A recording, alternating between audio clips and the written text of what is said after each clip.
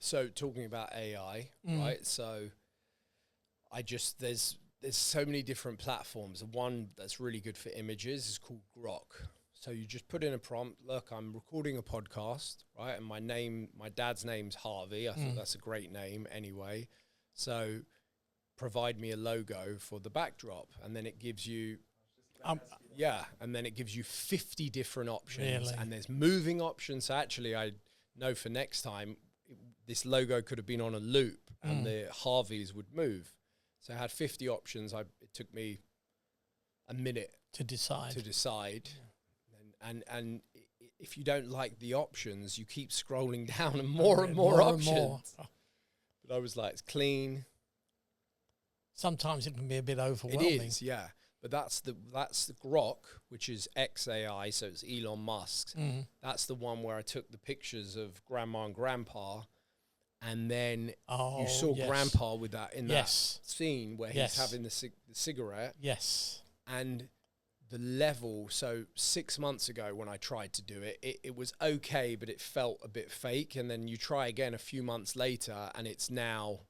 And how do you do it from a photo? Yeah, I just I said, send me the best quality version that you could possibly have with Grandpa in it. And then you insert the photo, and it turns the photo into a 5-second video. Amazing. And you saw 6 months ago when the video, the face would change a little bit, but now it just the clarity. stays. Yeah, the clarity. Yeah. It's really good. Yeah. All right, Dad, Harvey. Hi. Hi, Rich. This is your life. Okay. That's a joke. Do you remember that program? This is your life. Of course, yes, very much so. I never watched it because I found it pretty boring. But there it is. Yeah. You just turned 83. Correct. Right? Yeah. I'm 43, so I would like you to tell me how different life is from being 43 to being 83. Okay. So, or should I do it when you were? No. What's it? Okay. 43. So, when I was 43, you were 3 years old. We had moved from literally just before you were born. We'd moved to the house in Uxbridge Road. So we'd really upgraded our housing. Our financial situation had improved. And we had a lot of work to do in the house, but we did it. Some of it we did ourselves. Some, obviously, we got some contractors in. And 43, I suppose I was just obviously need to just think for a moment. So I was 20. So I'd been working for the company 43. So I'd been 1986. Obviously, remember I'm a numbers man, so numbers are important, dates, etc. 1986. We were. The company I was working for, I was the CFO, although I didn't have that title at the time, but effectively it was.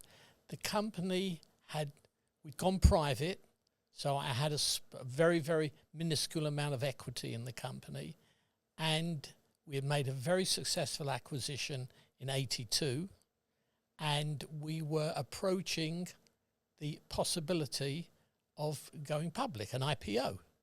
Although in those days we didn't use that expression. So at 43, I was very heavily involved at work. You were 3 years old. Carrie was she would be about 7. And obviously Dana and Elliot were, et cetera, et cetera, et cetera. And life was pretty busy with work. You know me, I'm always committed to work, very much so. Pretty much worked a fairly regular day, but often would bring work home. And the odd occasion I would go in on a Saturday for a few hours. So I was always very, very committed to my work. And obviously the opportunities and the growth of the company and the opportunities, if there was an IPO, naturally, one very conscious of it and very, very, committed. And then the weekends were really for the children, for the kids. Dana and Elliot used to come pretty much most weekends. And so there were 4 of you, ranging from you were 3 years old, Dana would probably be 11 or 12, and maybe 13, 14. And, we had to entertain you kids. That was the important thing. We were very fortunate that we were able to have a demi-pair, So we had a girl living with us. Most of them came, some came from France, from Europe. And so it gave us an opportunity to go out if we were involved in some charities, both Mum and I. And obviously it meant that we were able to go out some evenings, and obviously we were able to socialise as well. So life was pretty good, I have to say. Everything was working out well. Everybody was well, which obviously is the most important thing. And my parents were still alive. Well, in fact, both Maureen, Mum's parents, and my parents were alive. So we used to try and find an opportunity to see him. And they obviously loved the grandchildren, naturally, as one would expect. Let me ask you this. How different do you feel? Between 43 and 83? Yeah. Well... How do you feel today? How do I feel today? I feel very fortunate to still be around. And I'm one of those, I'm a kind of a, people talk about half full, half empty. I kind of think of myself as a 2/3 full. So I'm very much the optimist. So I always think about the opportunities. And even at my age, at 83, I'm very fortunate to have adequate health and the finances, of course, to be able to travel. We've been here for nearly 5 weeks and enjoyed our stay, obviously seeing you and Lorena and obviously the grandkids.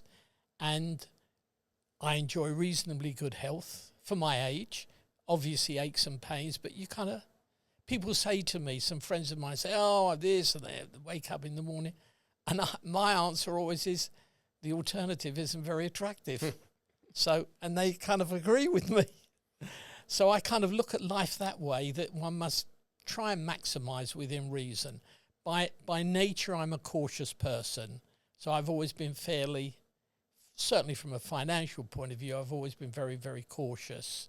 And fortunately, it's enabled me to help our children, and to enjoy a very, very pleasant life. We have a very nice lifestyle. In fact, we live in a penthouse in a suburb in London, which is a very nice apartment, which you're obviously quite familiar with. And we have a reasonable social life. Unfortunately, the number of people we know is beginning to some of them taper off. Taper off, that's a good way. But we still have a reasonably good social life. I did at the time, 43. I even managed to find time to do some charity work back then. Now pretty much I've finished. I did up to a couple of years ago, but now I pretty much do. I enjoy, one of the loves of my life outside of my family and work is reading. So I do read a lot. Probably more so now because I've got more time. And my choice of literature is very wide, from fairly, I read The Economist every week. I like fiction. I like non-fiction. And I take it very easy. I have days when I hardly do anything. I've become recently somewhat addicted to YouTube.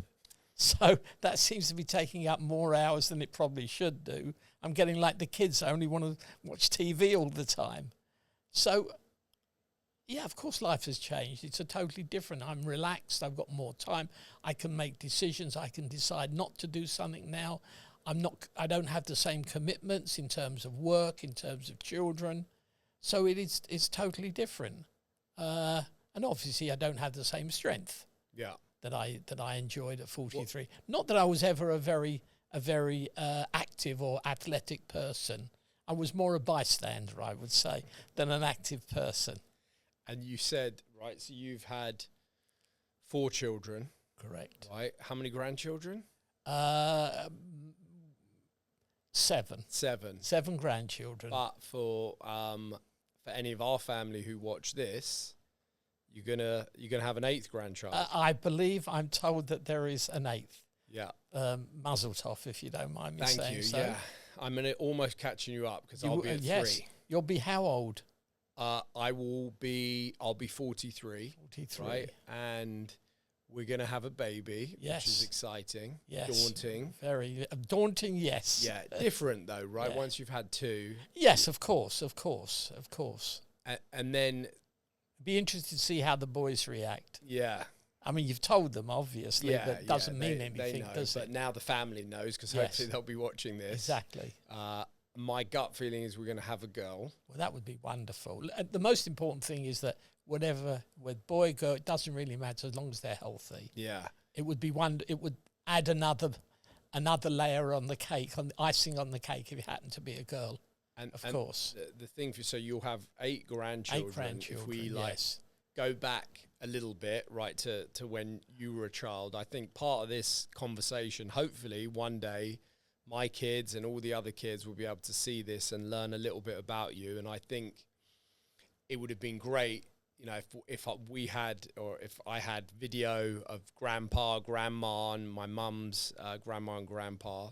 But just for them, really, most of them live pretty good lives, right? They don't want for much. Very true. But what they probably don't know is kind of, and maybe you've told them about this, but it's interesting to learn a little bit about your life or your early life. Okay. And so, well, I suppose I was born in 1943, so I was a wartime baby. My dad, your grandfather, was in the army, in the British Army. So obviously, and I think he was demobbed probably in 1946. My parents came from, my father was actually born in Russia, but the family came to the UK, came to England when he was about 7 or 8. Mother's family, one of them was born in the UK, one was from Poland. So basically, if one goes back a couple of generations, we're an immigrant family. And, my grandparents lived in where immigrant families settled in London, in the East End of London. So that was where I got, and obviously, it's self-evident that I'm Jewish.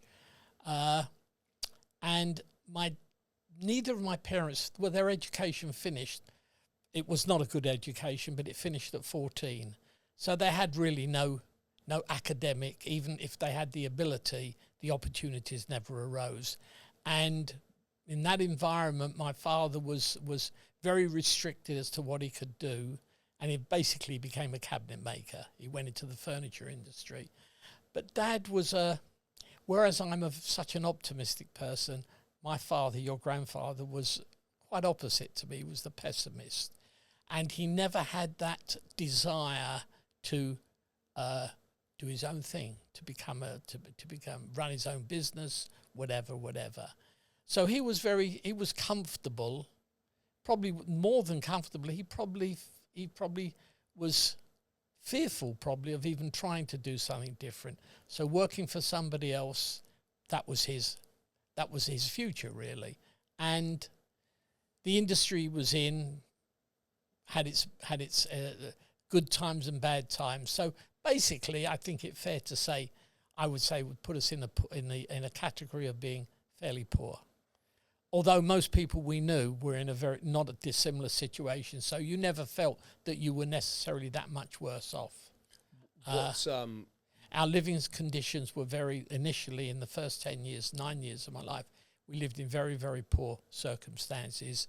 We lived in public housing, but it was basically old property that had been requisitioned during the war, and small houses that were divided into 2 apartments, 2 flats, with very limited living accommodation. And I suppose the thing that my children probably never understood, and certainly the grandchildren, we actually had an outside toilet. What was that like? What was the toilet actually like? Well, we had a small backyard. You went into the backyard, and there was a door, and there was this room and it was literally a toilet. That's there. But of course, being on the outside, there were spiders everywhere, and it was dark and damp and horrible. I suppose as a kid, you don't realise it so much because it's the norm. What's interesting though about that, not only was it, I'd say it was a fairly poor upbringing, but when you were born, your grandpa wasn't even around. So it's on my mother's side. No, I'm talking about your dad. Sorry. No, you're right. Of course, yeah. The first 3 years of my life, which are quite important. I never saw my father, and my mother always used to tell me when he came home, I was crying and frightened of him because who was this strange person? You know, this man. First time I'd experienced a man in my life. Where had he been? What had he been doing? Well, he'd been in the war. He'd been in the army. And he, although the war finished in 45, he didn't get demobbed till 1946, the middle to the later 46. So I was over 3 years old, and suddenly this strange man, remember, I've been used to only being surrounded by women, because most of the women, my mother's friends and family, most of the men were also in the army as well, in the forces. And so it was a rather strange experience. Can you remember him coming home? No. My first recollection of life was when I went to what in the UK we call nursery. I think it was either 4 or 5 years old. And I can distinctly remember going to that nursery. But no, I've little memory before that. And what impact do you think for him, right, from his perspective? Yeah, what impact? Well, it must have been very, very difficult because, first of all, the one thing I have to mention is I did have an older brother, Eddie, who was about almost 5 years older than me, and he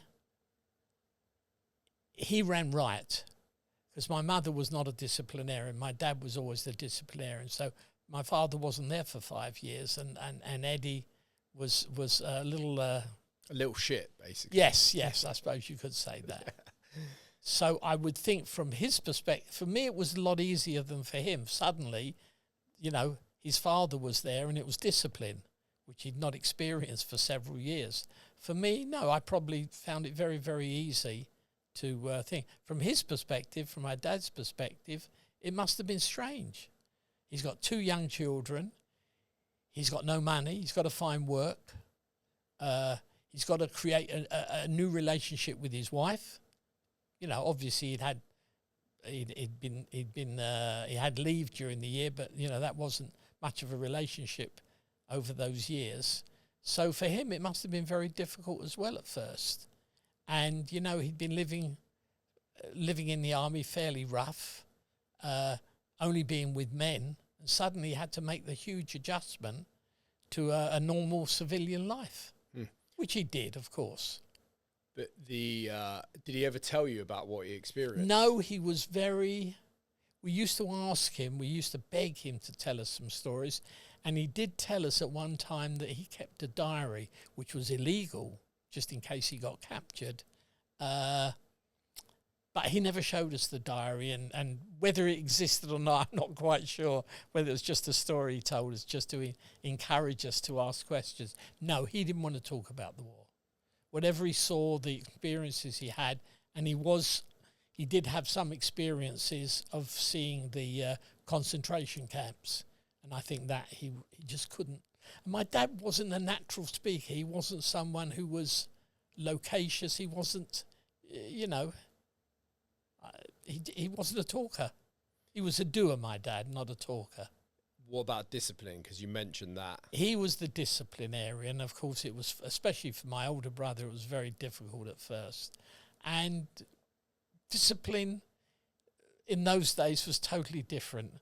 So, for example, if we gave my mother a very hard time, grandma a hard time during the day, we used to beg her, don't tell Dad when he comes home from work. Soon as he walked in, she used to say, Sid, what a day they've given me. And what did he do? He took his belt off and we got belted. But that was the norm. Round the legs. We got belted. And that's how you brought your children up. Yeah. Today that would be considered as being assaulting children. You'd be in jail for that. The impact of the war on him, do you think it affected his relationship with you, with grandma for many years, or do you think he was able to... No, I don't think it did, actually. I think he made the adjustment. Despite all of the awful things I think he just was able to shut it out and just not talk about it and just move on. And I think he adjusted to civilian life. But Dad was very responsible. He took his responsibilities very, very, very... You know, he was a responsible person, accepted that he had a wife and 2 children, and he was the breadwinner. In those days, very few women worked. Do you, what about how did he express, like, love to you? Was he affectionate?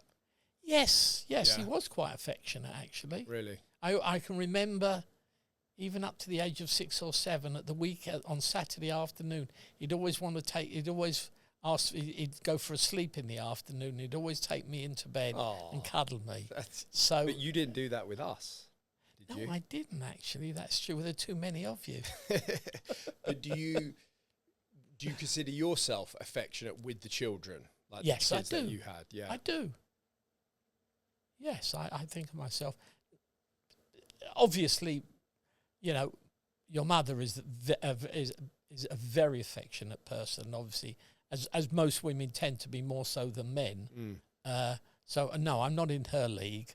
But yes, I consider myself fairly affectionate. I like to cuddle. I like to squeeze, squash the bunkle. Yeah, yeah. The all of the And grandkids. we used to play some fairly. You know, at home we used to have some fairly athletic games, didn't we? Yeah, I think so.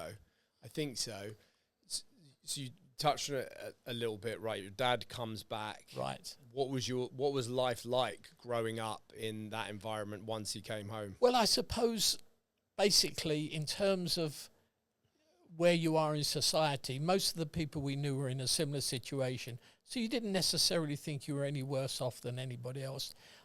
I think the important thing is I love going to school. I always, even as a kid, I loved learning. I was very attentive at school, listened, learned, and I read a lot. I love reading and still do. And I think that helped too. I think the reading definitely helped in terms of education, in understanding things. Although probably some of the literature I read probably wasn't there. In fact, the first series of books I ever read was Sherlock Holmes, and I was probably 7, 8, 9, and I enjoyed school.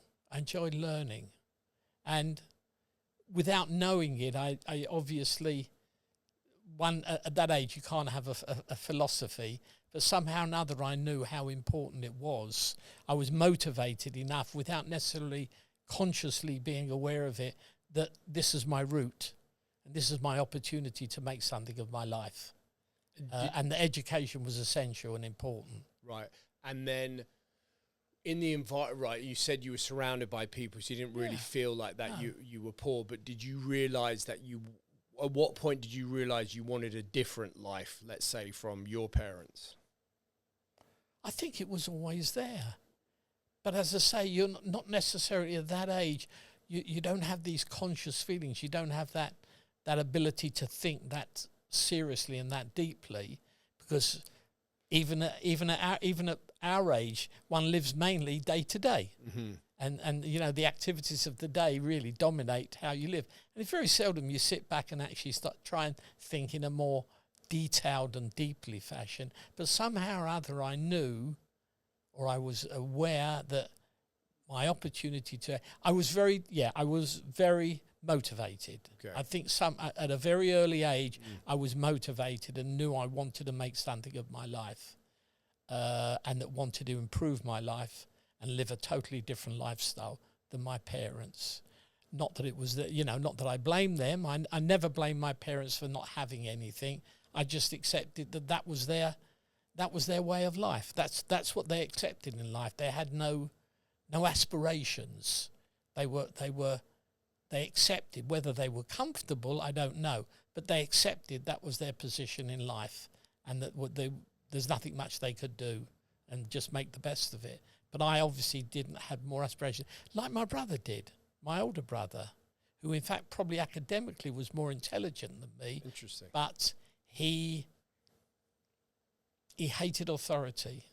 Throughout his life, he hated authority. So school for him, he found it very difficult. Although he was very intelligent, he won a scholarship, went to a grammar school, which wasn't easy in those days. He hated discipline. So he didn't really benefit. He didn't really benefit from school. You said that you were studious, yes. Right? But what were the people like who you went to school with? And are there any experiences that you had that you feel like were quite... Well, in a class of 30-odd kids, which was pretty much the standard size of classes in those days and still probably is, you get such a wide range of kids. You get the kids who are really struggling, who are going nowhere fast. You always get the jokers. You always get the comedians. There's always one or two comedians who, they're the jokers of the class. And most of the kids just kind of slot into the middle. And I suppose I always did well at school. I did well at exams. I always did my homework, studied. And so I was probably in most of the classes that I was in, I'd be considered as being one of the brighter kids. And teachers, by definition, tend to associate themselves. There's so you said a little bit, right, your brother didn't like authority. No, Were there any authority. times because of your brother's reputation that you got associated or were associated yes, with? There was one key area. My brother, when I was 10, he would have been 9, he would have been 13. Unfortunately, he had an accident with his leg, and he was in hospital for several months. And during that period, we moved. Our situation improved considerably by moving, but it was about, from his perspective, it was almost like another world. So when he came out from, he had problems at the school he was going to. He was going to a grammar school. He lost 4 or 5 months of education. And then suddenly he's thrown into a totally new environment. All his friends he'd left behind. But because he was transferring and gone to, so he was able to go to the local grammar school. Of course, the combination of losing several months, his natural instinct of hating authority, etc. He played truant a few times, and it was unheard of, but at the age of 15, he left a grammar school, which was almost committing a crime in those days. But they never made a fuss because they were happy to get rid of him. Unfortunately, a year after that happened, I took the exams for what we used to call the 11 plus. So at the age of 11, you took exams. You either went to a grammar school, only about 15 to 20% of kids were able to achieve that level, and the other 70, 80% went to what we called secondary modern schools. And I passed all the exams, and then you had to have an interview with the headmaster of the local grammar school. I didn't pass the meeting, and I was the only one who never did. And yet I was second in the class that year.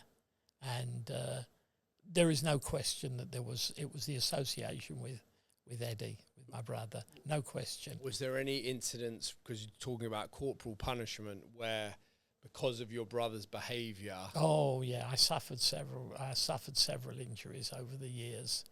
I don't really want to talk about them. I suppose the worst that ever happened to me, I used to follow him around. Now he's 4 or 5 years older than me. I'm 7 or 8. Obviously, to him, I was just a bloody nuisance.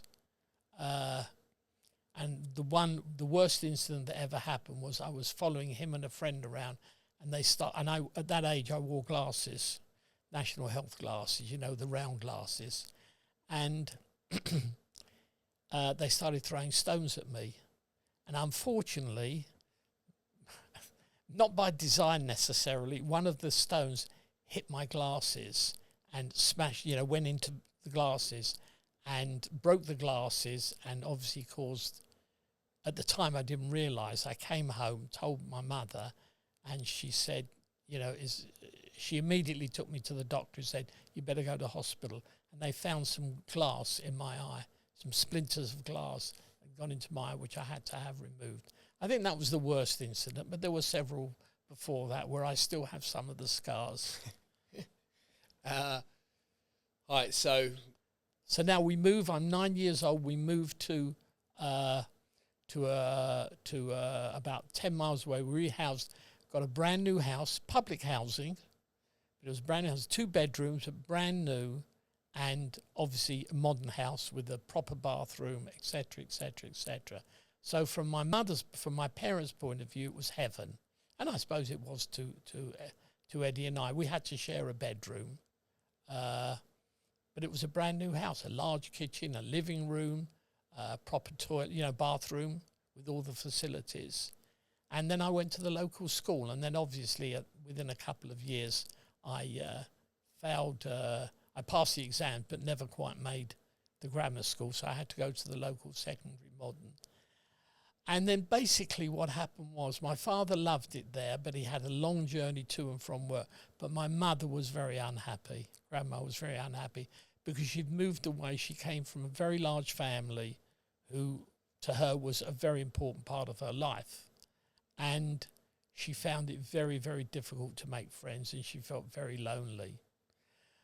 So after 3 years, I was probably just coming up to 13. After 3 years, we managed to get a transfer. This is where you live in public housing and someone living in a different district wants to move. Both parties are living in public housing, and you just arrange it through the local authority.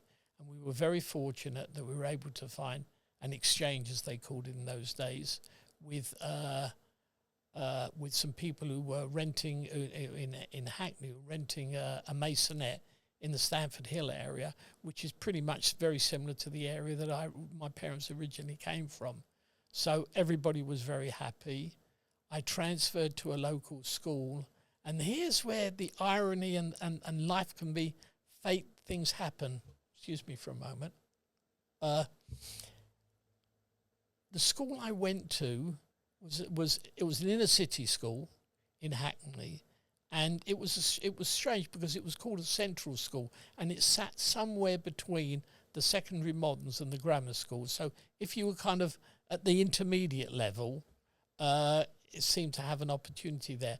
But what was unusual was after the second year there, so that would probably be year 8, probably the equivalent of year 8, you were divided into either a commercial course or a technical course. Obviously, if you took the technical course, you did woodwork, you did all the technical subjects, woodwork, metalwork, technical drawing, whereas if you went into the commercial, you did more what I suppose today would be called liberal arts. But the key difference is, in the commercial course, you did bookkeeping and accounting principles. So suddenly, at the age of 14, and I'd always been aware of money. I was always very good with money. However little I had, I was always aware of it. Suddenly, at the age of 13, 14, I suddenly became aware of accounting, I suppose, bookkeeping, balance sheets, trial balances. And to most people, of course, it sounds like the worst thing possible. To me, it was truly a duck taken to water.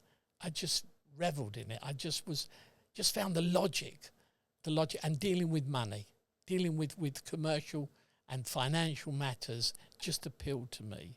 So the irony is, if I'd have gone to a grammar school, I would have taken, the course would have been totally different, much broader one, more involved with sciences.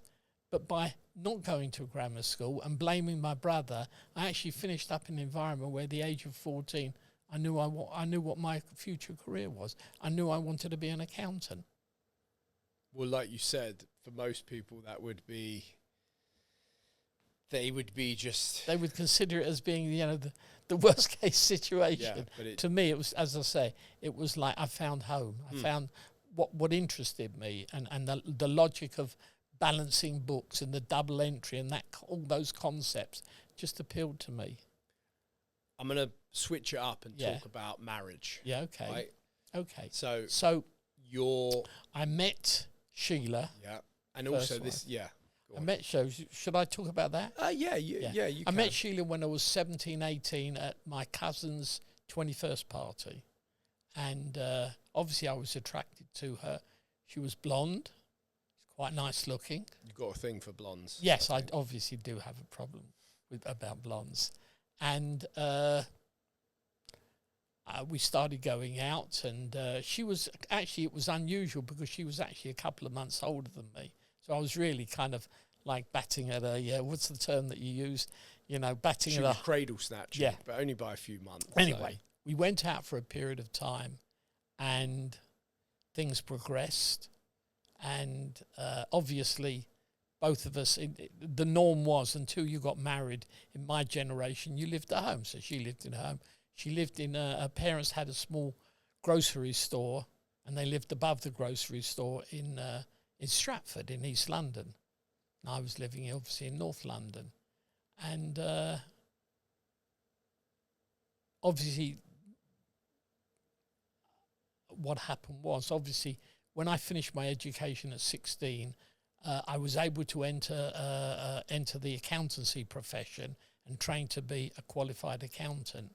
So I never did A-levels. I could have done, but there was no desire, no need. But of course, it's a 5-year contract, and you get paid hardly anything. You know, it's like basically it's a professional apprenticeship, but of course they don't call it an apprenticeship because that's not the association they want. And you work for an accounting firm, and you're studying. You basically work full time, so all your studying is basically done at home and in your own time. And it was all by correspondence course. And so I didn't have a lot of money from a social life. I was working on a Saturday in a menswear store as the cashier, of course.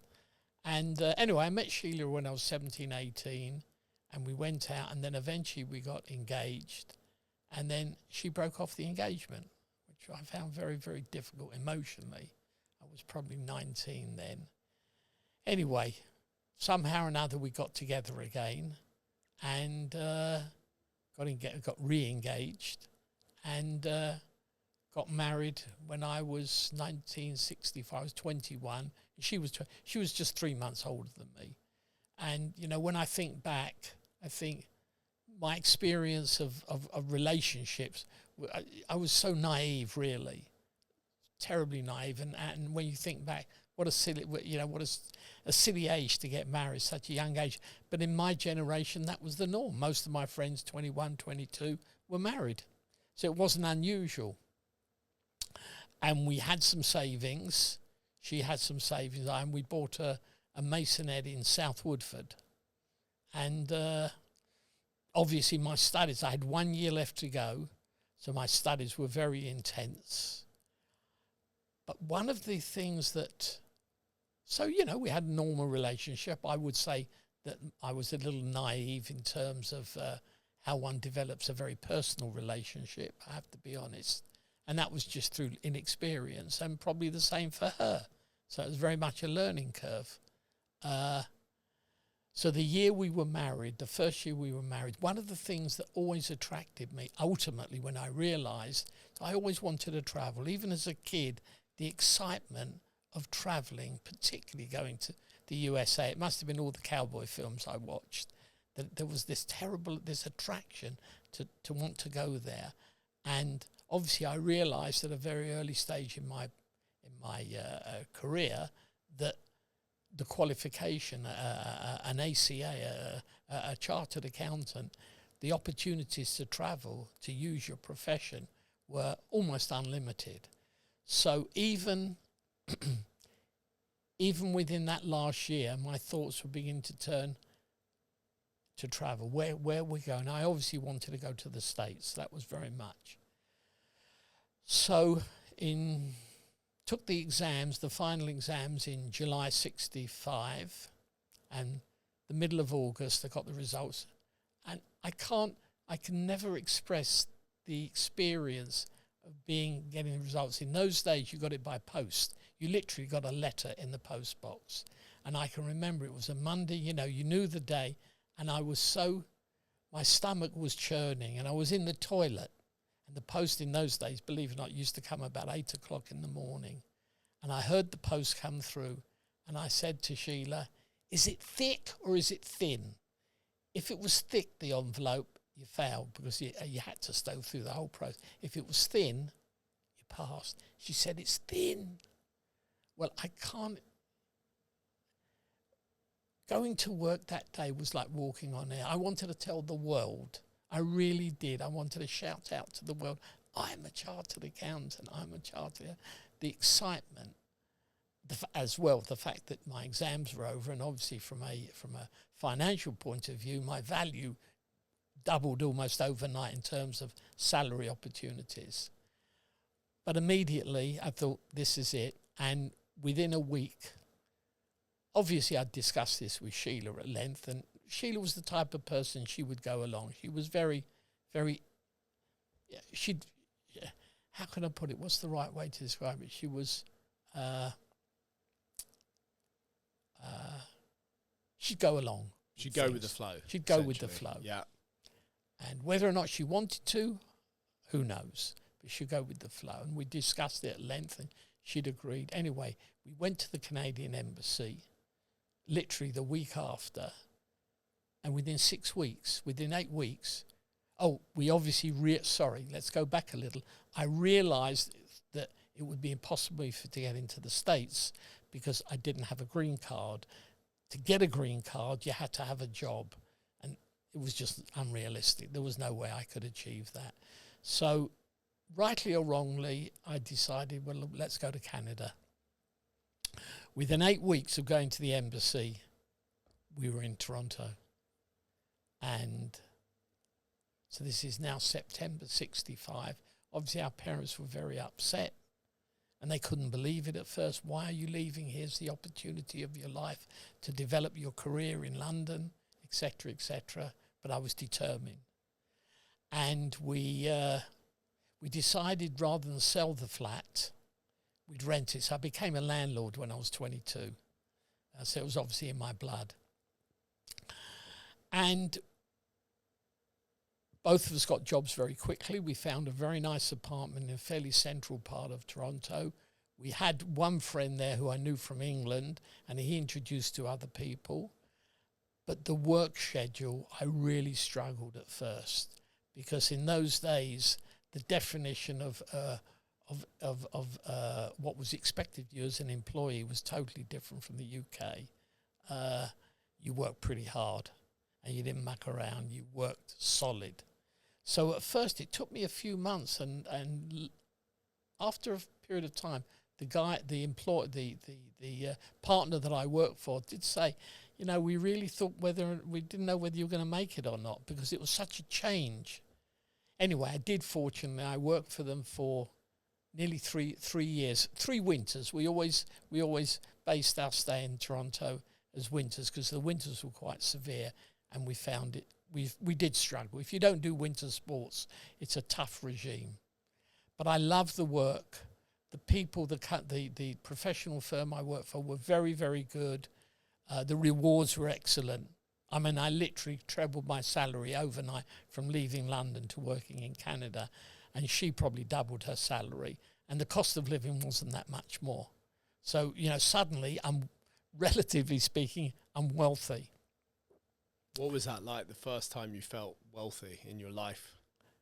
The first time I felt wealthy was because I started playing the stock market, and I thought, finally, you've made it, Harvey. You've really, you're 22 now.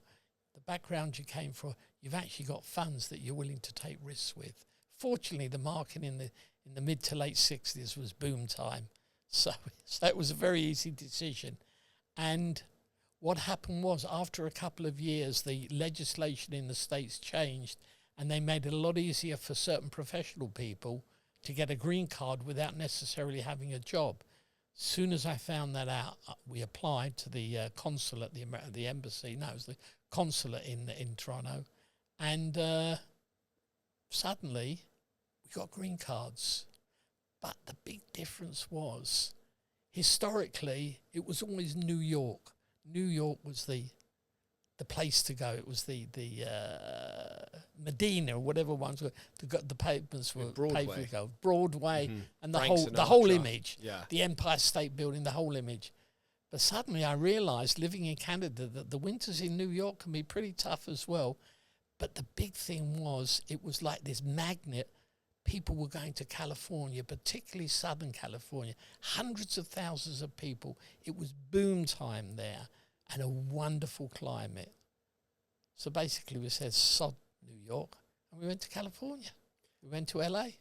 And when were you in California? So we were in LA. We left Canada in 65, 66. What? 66. So the mid 60s. So what was your version of the swinging 60s in Los Angeles? Being conservative, I never participated. In fact, I tell you a funny story. We found an apartment in West Hollywood, which is just off of Sunset Strip, and literally within a 200-yard walk, there was the Whiskey and the Troubadour, and all the groups that were beginning to break out, everybody came to the Whiskey and either the Whiskey or the Troubadour or both. And I was literally living. We never went there. And the only other experience I had of living the kind of the high life there was we did go to a party once and they were smoking pot there, and this guy did pass it to me and I had a few puffs. I was a bit frightened, actually. Did you inhale? I can't remember. No, I think I can't remember. So LA was a wonderful experience. Living in Canada was a wonderful experience because suddenly you become your world, you're on your own. You basically have to experience, learn new things, the culture wasn't that much different, but it is different. And you realize that, to me, it was the university of life, traveling and living overseas for almost 5 years. And LA, the lifestyle, obviously, the climate, the opportunities there. But for whatever reason, for a number of reasons, we were thinking of coming back to the UK just to see how things were. And then through a Canadian contact, I got offered a job in London. And that pretty much cemented the decision. So rather than coming back to London and start looking for work, etc., I suddenly was offered this job, and I negotiated what I called, in those days, a mid-Atlantic package. So it wasn't quite as good as the States, but it was a hell of a lot better than I would have got in the UK. Then we came back to England in 1969. Right, and then you had children, right? First, we didn't have at that point. Okay. So 69, we were fortunate because of the fact that I was able to accumulate capital, and I played the markets and was fairly successful. Lost a lot of money on one particular stock, but fortunately put certain amounts aside. So when we came back to London, we were able to buy a house in Stanmore far above the standard that I would otherwise have been able to afford. You remember how much it cost? Yes, it cost £12,500, and I had a £5,000 deposit, which was unheard of. And the salary package I had was very easy to get a mortgage because I only needed 60%, which was very low as a percentage. So we moved to the house. It was a very nice house in Stanmore. It was a detached house, only 3 bedrooms, but we had an extension built. That's right. And I was very comfortable in the job. Dana was born in 71. And then came part of my life that I won't say I was proud of, because one can't be proud of these things, but it happened.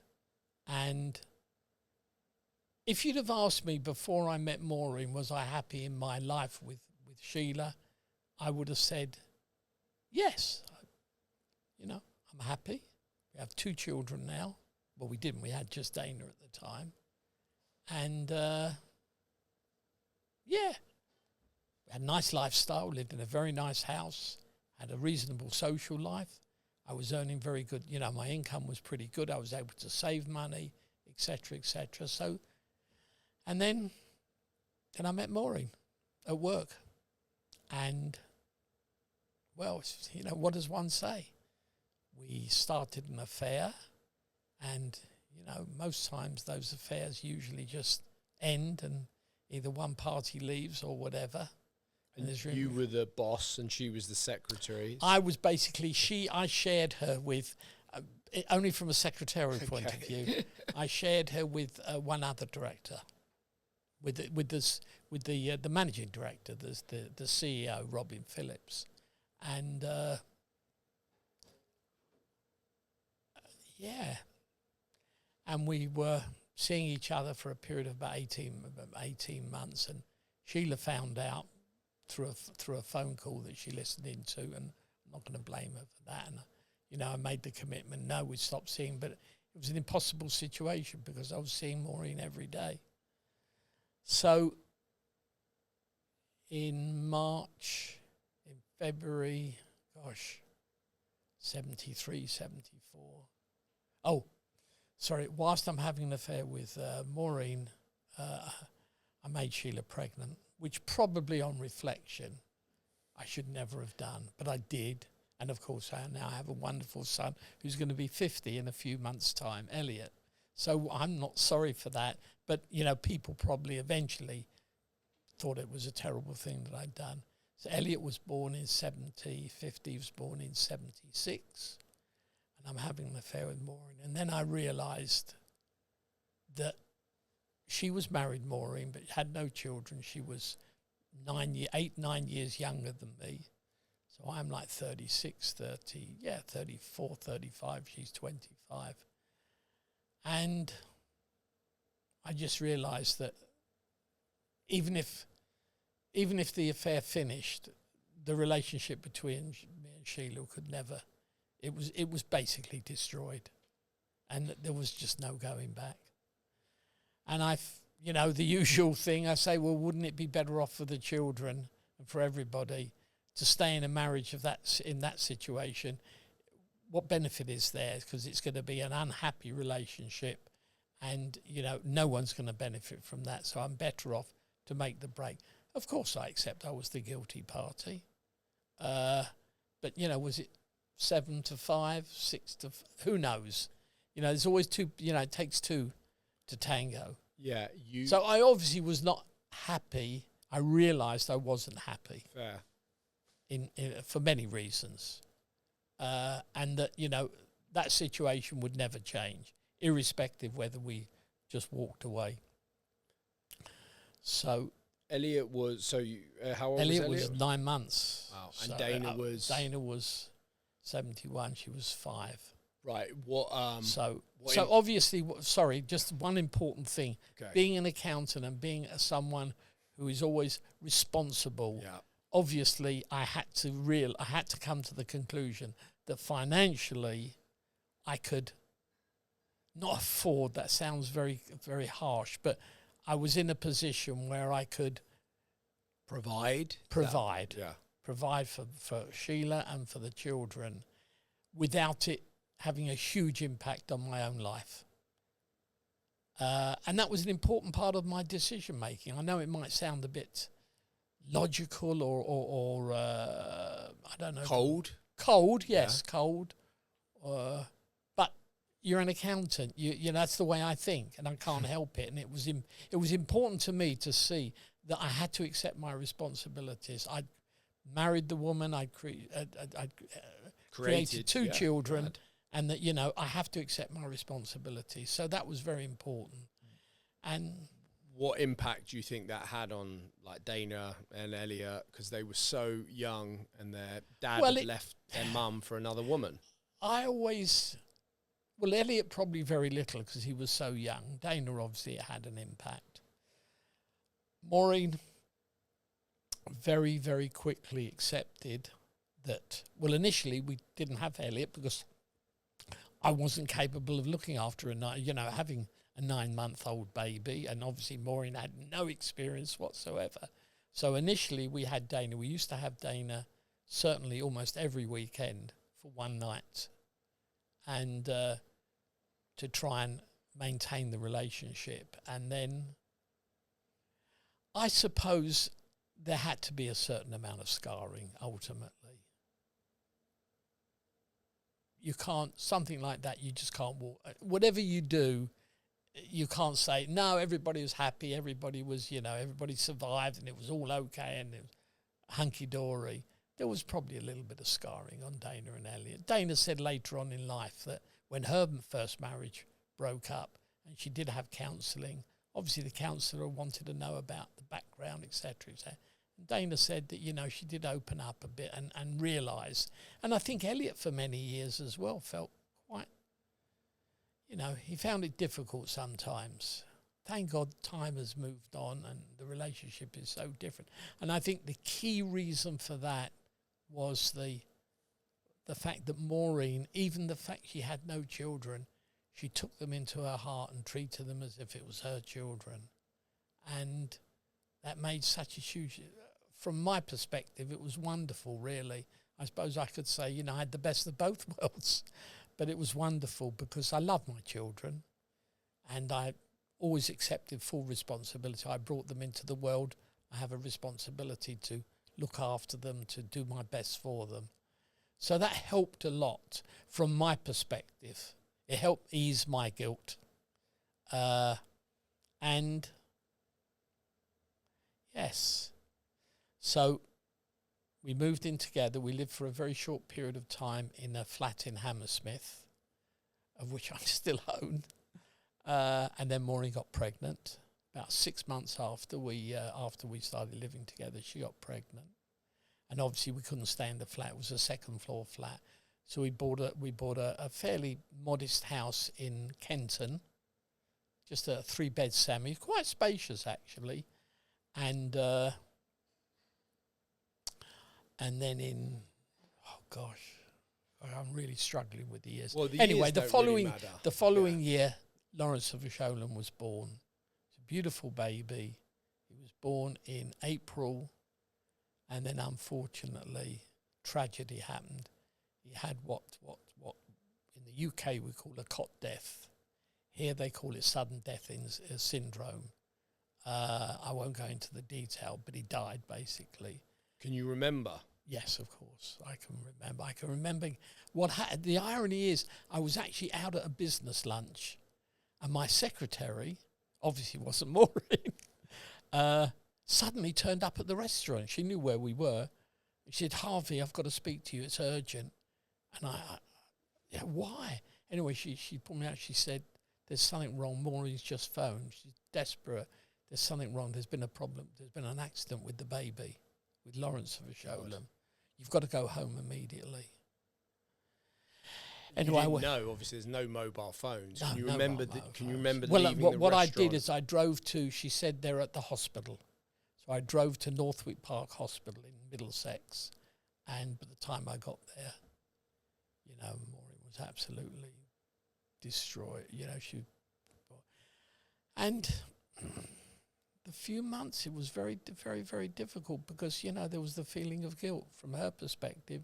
She felt as if this was God's way of punishing her for breaking up a marriage and for leaving children. And we had some difficult times. And I always tried to say, it happened, darling.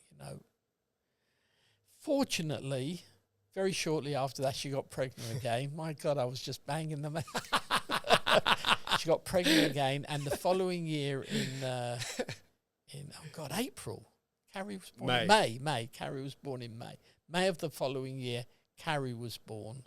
And she was a beautiful baby, a little girl, absolutely adorable baby, very good baby. Really an easy baby, fortunately. And she... Yeah, you got some on your... Sorry. Get there. She... have the water. She...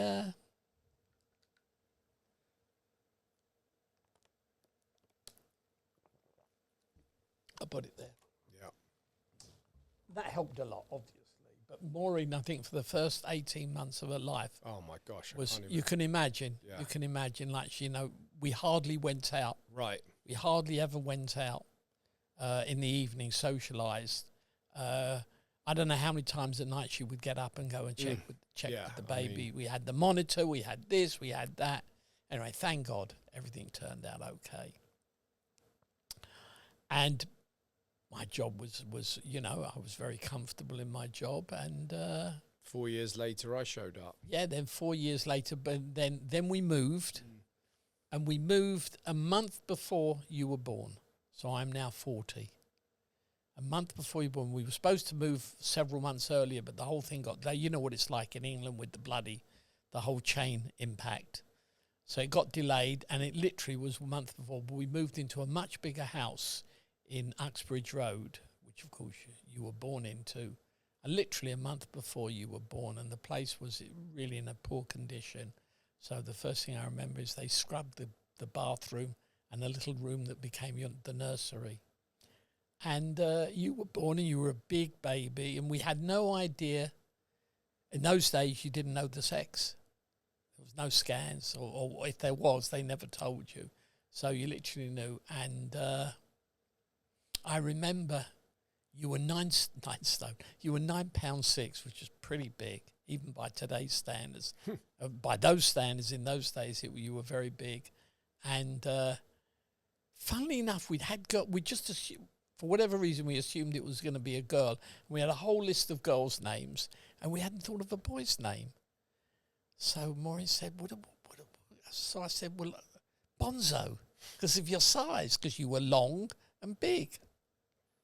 And I said, well, the first thing that came to our minds, anyway, within a couple of days, we obviously made a short list, and we decided Richard. That's how you were named. And so now I'm responsible for 4 children. Yeah, it's a lot. For 4 children, 2 away and 2 at home. What was it like then in the... It was, well, we were living in a much bigger house. It was a beautiful 4-bedroom house on Uxbridge Road, which you were born into. So we had plenty of space.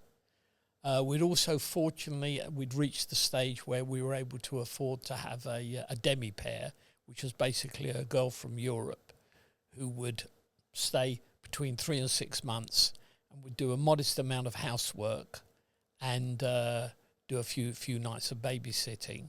So we had quite a bit of freedom in that sense. And we used to have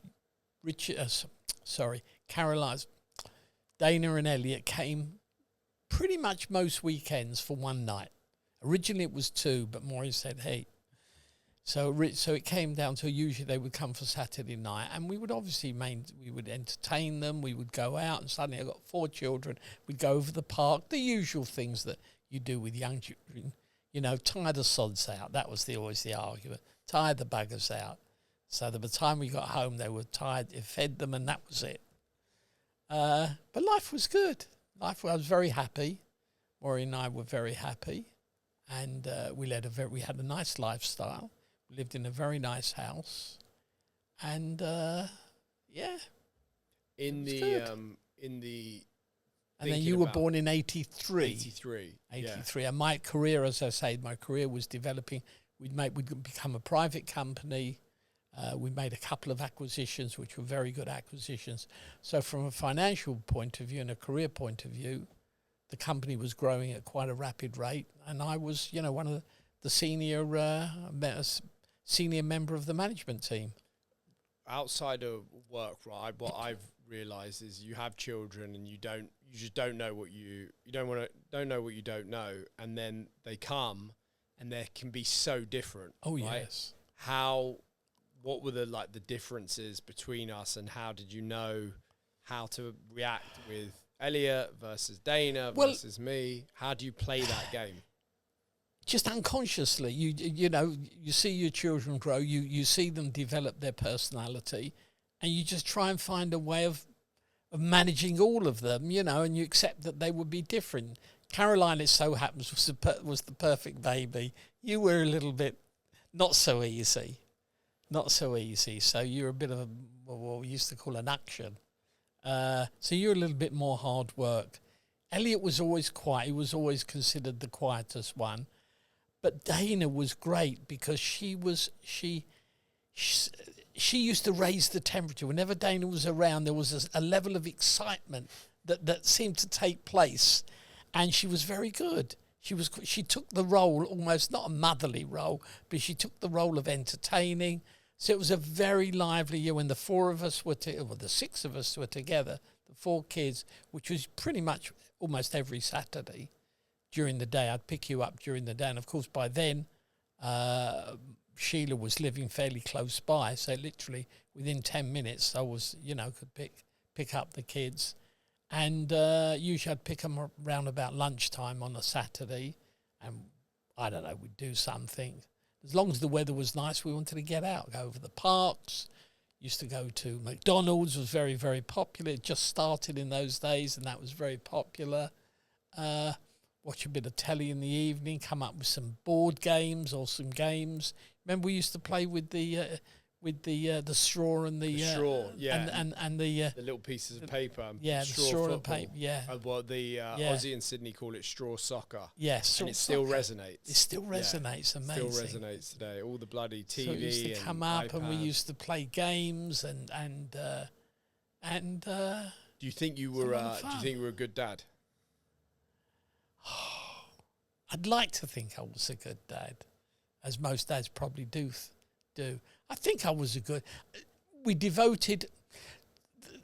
To me, what could I offer my children? I could offer them a loving home, which was the most important thing. A loving home where they were comfortable and they felt loved and wanted.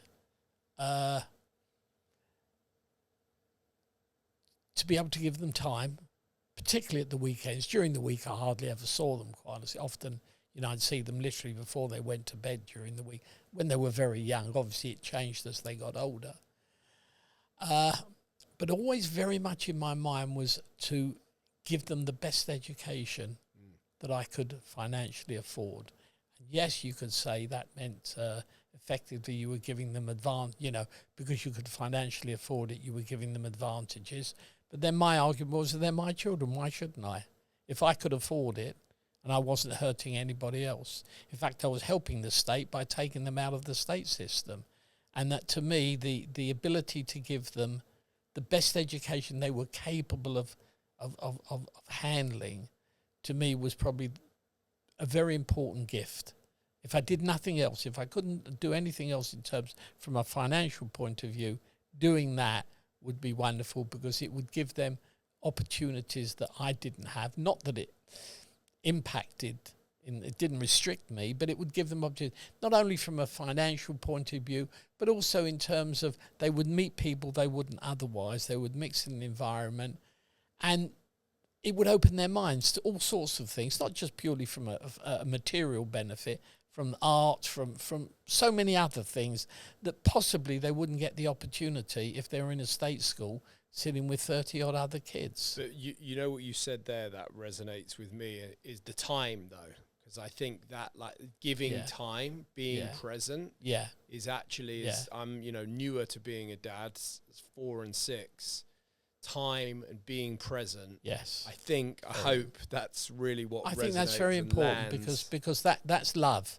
And the kids realise that, and they're comfortable, and the relationship they form with their father is so important, especially for boys, and for girls as well, obviously, but for boys particularly. And it gives them the platform to do other things, doesn't it? Because they know that the parents are there, that the dad, they learn the fact that dads go out to work, mums do as well, and that obviously, and as they get a bit older, it becomes less important because they develop their own lives, their own friends, their own interests. So it becomes less and less. But in the formative years, in that first 5, 7, 8 years, it's so important to give them as much time as possible. I mean, you never can give them as much time as you would like, but within reason. Yeah. What's it like, though, to see them now grown, right? I'm the youngest and I'm 43. It's fascinating, really, because I always used to, Mum and I get confused sometimes. I call her More because, the Dana and Elliot sometimes call her More. But Mum and I used to talk, and I always used to say, this was when you were, all of you, it applied, although you're different ages, when you reached probably 15, 16, and you were achieving something in education, and yet your thoughts, you had to start thinking about futures. And I used to think to myself, these kids, they're quite innocent, really, in a worldly sense. They think they know it all, but they know absolutely nothing. How are they going to survive in the real world? And I didn't worry about it, and you thought, but you used to cross my mind, how are they going out into that big world, which can be pretty tough, pretty difficult sometimes? How are they going to learn the skills of the skills of social skills, the skills of work environment, the skills of holding a job down, you know, understanding what it requires and what is expected of you. But you did, in different ways, some quicker than others, some in different ways, and you see your children develop, and basically the personality is set at a very young age. Your personality of a child, at a very young age, you can begin to see how they will develop. So you just see them develop the way you do whatever you can. You encourage them. You try and you encourage them. You communicate. That's very, very important, especially as they get older, as they get into their teens. I always remember we used to have a rule, I don't suppose you can remember, on Friday nights, no, most nights, we'd always eat together. I used to come, I never worked late at work. It was always a rule of mine. I wanted to be home to have dinner with the kids. And we'd sit down round the table and we would talk about the events of the day. Yeah, I can remember Now, that. the problem always was that Caroline dominated it. And we had to kind of say, that's it, okay, Caroline. Otherwise, she would have dominated it. But to me, that was, I think that helped, because I would tell them what happened today. Yeah, most of it would be pretty boring. But it wasn't boring to them because it was interesting. It was different. And so communications, especially as they get older, communications are so important. And also understand their personality and understand how far you can. I'm a disciplinarian, by nature I am. But you realise as, you know, the kids get older, you know, it's all great being a disciplinarian when they're, you know, 3, 4, 5, 6, 7. But suddenly you realise it's a totally different ball game when they're in their teens. And you have to learn, you have to try and realise how far you can push them and at what point you back off and you just say. And I suppose Caroline was the one that we knew Caroline, because she had such a strong personality that came through. We knew that if we tried to impose too many conditions on her, that life would be very miserable. So we made a conscious decision to give her a fairly strong, you know, a lot of freedom, really. Thank God she never took too much advantage, a little she did. So you try and treat, you know, each child is different, and you can't put them together. Yes, at a younger age it's that much easier. But as they develop and they grow, you've got to realise that, you know, there are, you know, different folks, different strokes for different folks. Do you any regrets as you're not going to die, or we're all going to die, but you're not going to die soon. So this isn't, but like as you look back on your life, before I talk about, you know, things you're really happy about. What do I have any regrets? Oh gosh. Well, obviously, I'm a very practical person. So I'm a person who when I've never suffered from depression in any shape or form. I've had days where I didn't really want to go to work because I knew there was a major problem that I had to deal with, but I did, and it lasted a few hours and you just did. I've always accepted responsibilities.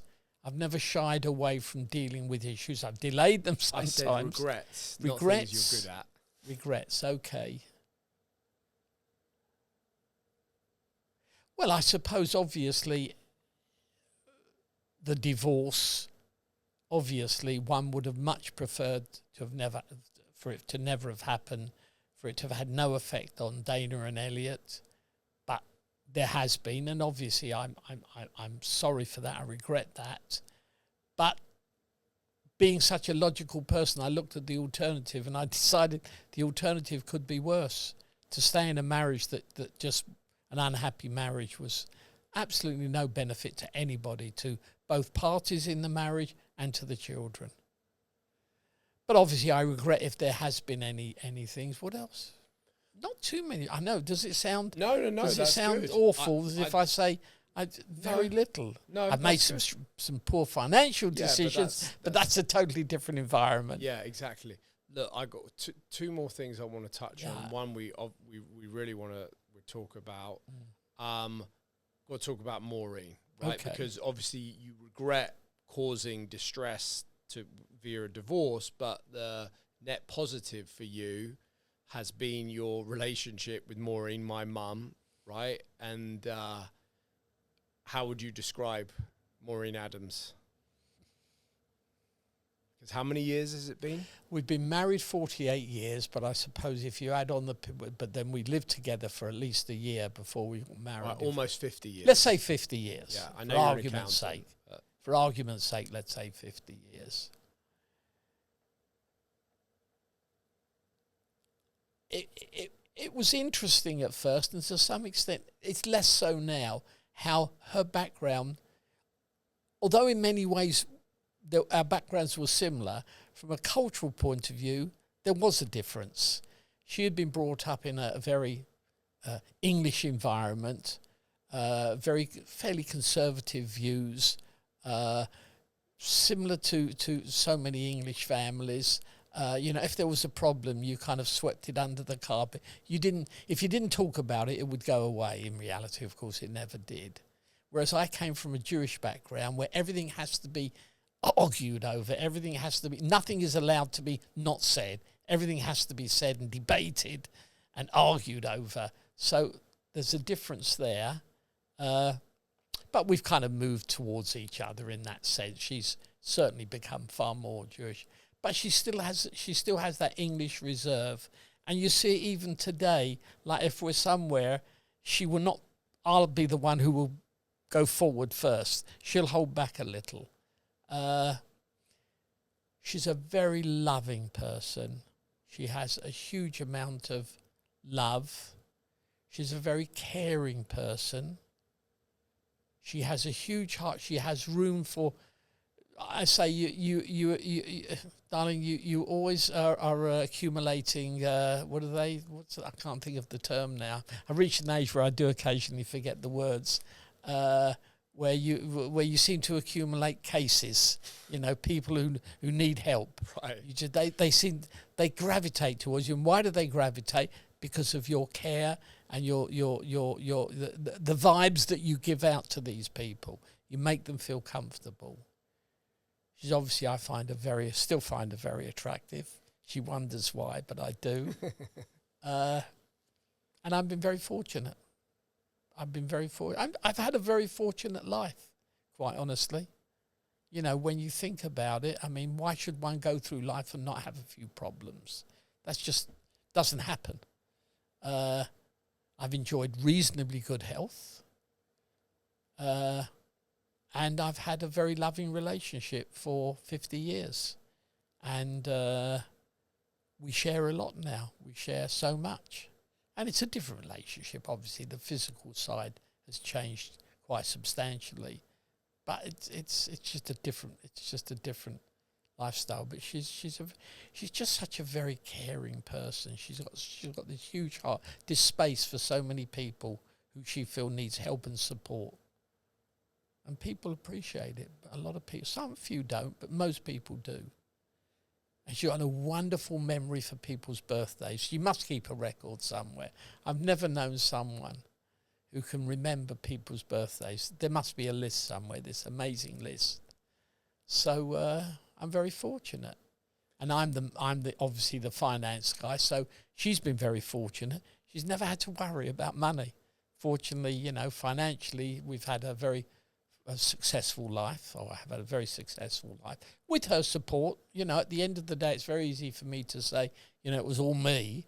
But, when you got the right partner, it gives you the motivation, it gives you the desire to do things that you might not otherwise do.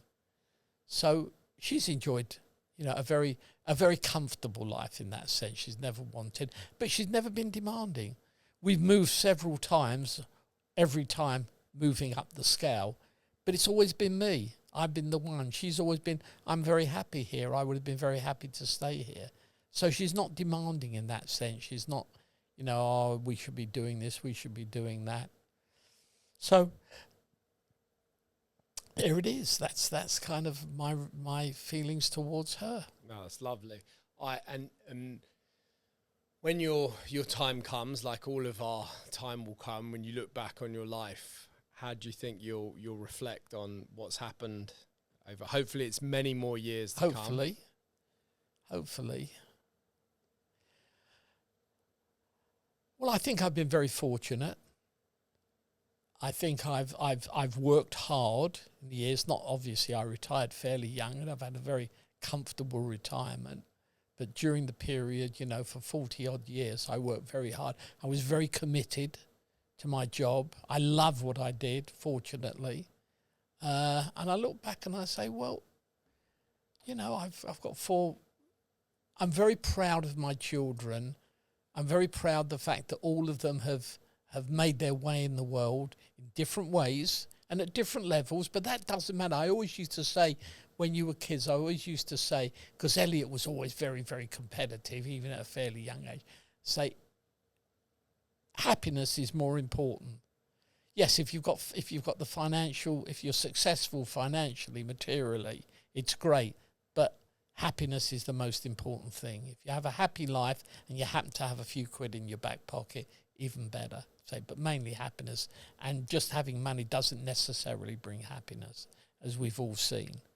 So I'm very proud of my children. I'm very fortunate to have 7+ grandchildren, all different. It's wonderful to see you have opportunities as a grandparent to see your grandchildren grow, whereas with your own children, because you saw them every day, you never realise that suddenly they grew, but you weren't. But with your grandchildren, you might not see them for several weeks, and suddenly think, "Oh my God!" So it's wonderful, and it's wonderful to see. Again, you see at a very young age, you see their personality, and it's amazing how young, and you see how that personality develops and the route that they take. So, yeah, I look back and say I've been very lucky. I think I've made some of my luck. I think I've been a good person. I've done a lot of charity work over the years. I've always found time, even when with all the demands of job and having a young family, I've always tried to find some opportunity to do some charity work, particularly since I retired, because I had more time. So I've tried to give something back to society. I pay a very substantial amount of tax. So I think I've more than paid my way in society. What more can one say, really? One looks back and says, could I have done it? You could always do something different. There's no such saying, I always did it right. There were things that, possibly things that I might have said that upset people, things that I should have done that I didn't do that upset people. But at the end of the day, you are what you are. And, you have your own, we all have our own personality, and we try and do our best. But the one thing I've always believed in is be honest. Be honest to yourself and be honest to other people. Because if you don't know, be honest enough to admit that you don't know. Don't try and kid. And it's, to me, it's important. Is I like people, and I'm attracted to people who what you see is what you get. I don't like people who you never quite know, because at the end of the day, you can't trust them. You can't trust what they say. You can't trust what they do. So I naturally find that I would hope that I'm very much someone who what you see is what you get. Yeah. And I think that's a good way to wrap it. Just be Probably. honest with yourself. Yeah, be yourself. Be yourself. And never tell. Robin Phillips, the guy I've mentioned only once before I worked for, who in many ways was my mentor, and he always said, a number of things he said to me that always stuck with him, and he said, always tell the truth, but sometimes you don't have to tell all the truth. And that stuck with me. And that doesn't mean you lie. You're not lying, but sometimes it's the right thing not to be brutally honest. And I think that's what he was saying. Sometimes you shouldn't be brutally honest, but don't lie.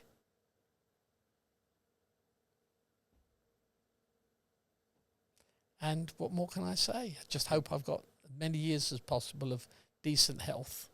Please God. And enjoying to see my children and my grandchildren and live with Maureen as long as possible. Ah, and keep signing the checks. That's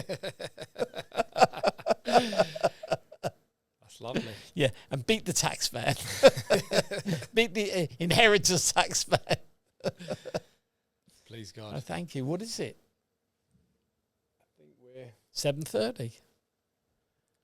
What do you think? I think we covered a lot.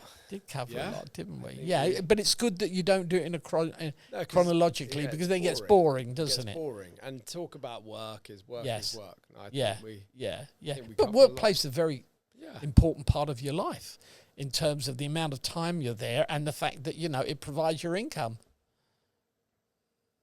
I think we're wrapped. Here we go. Harvey's Corner.